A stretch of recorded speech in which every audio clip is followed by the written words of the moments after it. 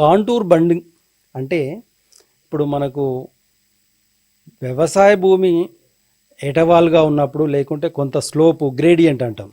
ఆ గ్రేడియంటు ఎక్కువగా ఉన్నప్పుడు పడినటువంటి వర్షం నీరు కింద పల్లవ ప్రాంతానికి ఎక్కువ వేగంతో వెళ్తూ ఉంటుంది. ఆ ఎక్కువ వేగంతో వెళ్ళేటువంటి ఈ వర్షపు నీరు దాని వేగాన్ని తగ్గించడానికి మనం బండ్స్ వేస్తాం.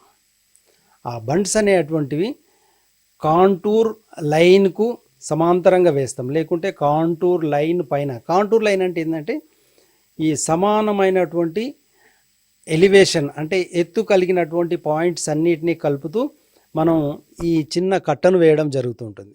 ఆ కట్టనే కాంటూర్ బండ్.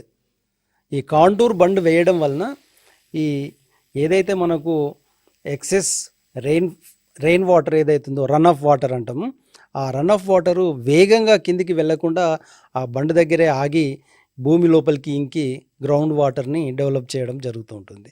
దాన్ని కాంటూర్ బండ్ అంటాం.